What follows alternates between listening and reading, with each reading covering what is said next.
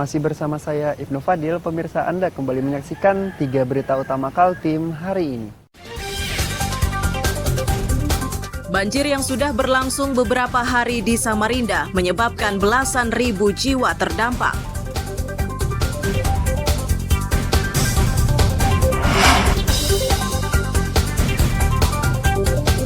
Seorang pengedar narkoba diringkus tim Subdit 2 Narkoba Polda Kaltim wilayah Berau.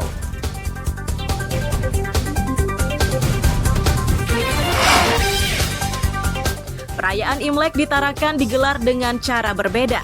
Acara gelar gria atau open house dihadiri sejumlah tokoh agama.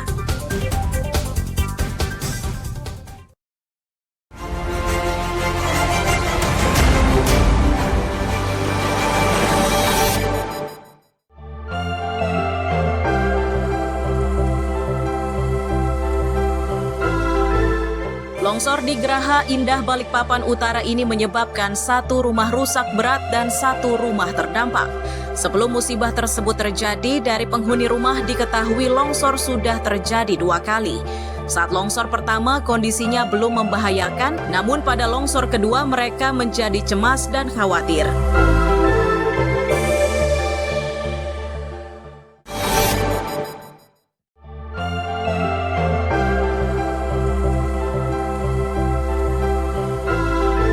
Api yang membakar permukiman warga di Jalan Milono, Tanjung Redep, Berau cepat meluas karena materialnya rata-rata terbuat dari kayu.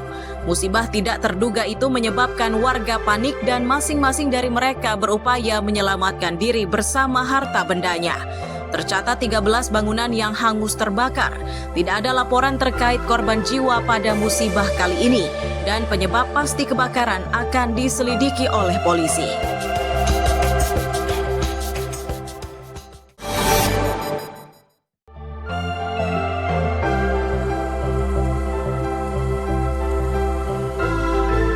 Kendaraan yang melintas di jalur Samarinda Bontang terpaksa harus ekstra berhati-hati. Ini karena jalur tersebut terendam banjir usai diguyur hujan. Tidak sedikit dari pengendara yang memilih berbalik arah karena khawatir akan keselamatannya. Warga berharap persoalan banjir ini bisa segera ditangani agar warga tidak lagi terhambat oleh genangan air.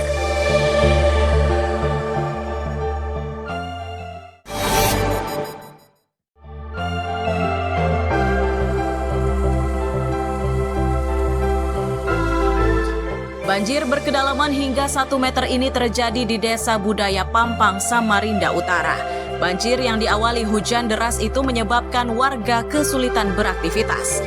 Tidak hanya permukiman, banjir juga berendam lingkungan sekolah. Beruntung saat banjir terjadi, aktivitas belajar mengajar tidak berlangsung karena peserta didik menjalani hari libur nasional.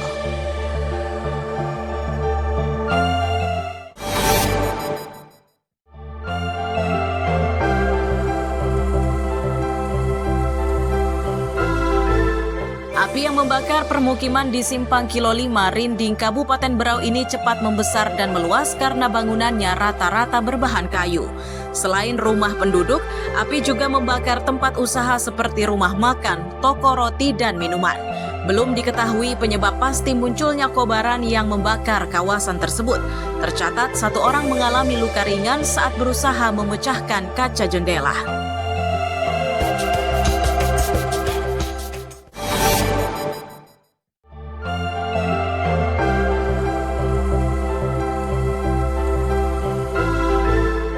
Genangan air hingga selutut orang dewasa ini merendam permukiman di perumahan Gria Mukti Sejahtera, GMS Gunung Lingai, Samarinda. Warga cemas dan khawatir banjir akan semakin meninggi, mengingat kawasan ini sebelumnya pernah terendam banjir parah hingga menyebabkan mereka harus mengungsi ke tempat yang lebih aman. Selain kawasan Gria Mukti Sejahtera, perahu karet dan sejenisnya juga dipasok di daerah rawan banjir, termasuk Bengkuring yang lebih dulu terendam banjir.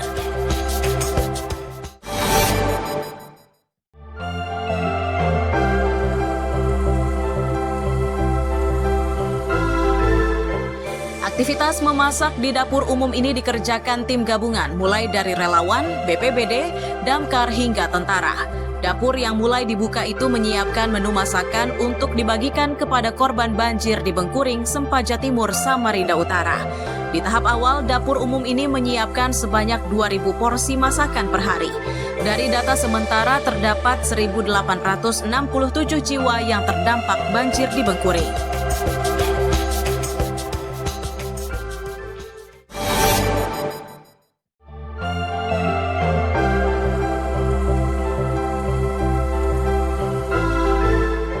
Genangan air yang merendam permukiman warga di Bengkuring, Samarinda belum surut. Kondisi tersebut menyebabkan sebagian warga yang semula bertahan kini memilih mengungsi ke tempat yang lebih aman.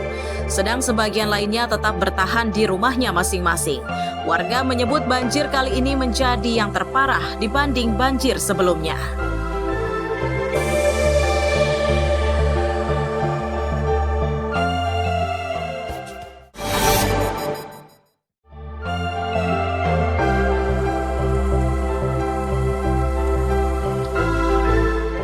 Seorang nenek berusia 90 tahun bernama Sarjinah atau biasa dipanggil Ama, warga Jalan Aki Balak RT 60 Karang Harapan Tarakan tewas dalam kondisi mengenaskan. Ini setelah korban tertimpa longsor dari dekat rumahnya. Proses evakuasi ini berlangsung selama 2,5 jam lantaran korban tertimpa dinding beton dari bangunan rumahnya.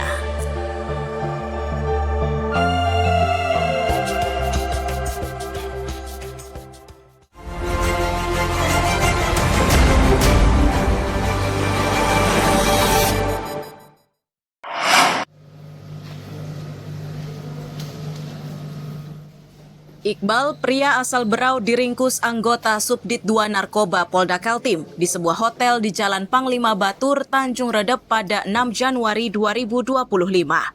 Bersamanya disita barang bukti narkoba jenis sabu-sabu dengan berat 489 gram. Kasubdit 2 Ditres Narkoba Polda Kaltim menyatakan barang bukti ini disita di 2 lokasi. Saat penangkapan pertama, polisi mendapatkan sabu-sabu seberat 435,06 gram yang disimpan dalam kotak umpan memancing. Sedangkan di lokasi kedua, tepatnya di rumah pelaku, didapati barang bukti dengan berat 64,78 gram yang sudah dibungkus menjadi paket kecil dan siap edar. Dapat kami sampaikan pada hari ini. Coba sini.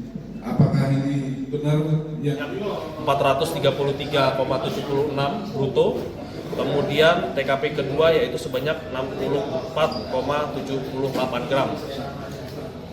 Untuk lokasi di mana Subdit 2 melakukan penangkapan yaitu tanggal 6 Januari 2025, tepatnya di hari Senin, diamankan Saudara Iqbal. Jadi dari 9 paket yang berisi kurang lebih 100 gram diecer menjadi paket 1 gram maupun 0,5 gram.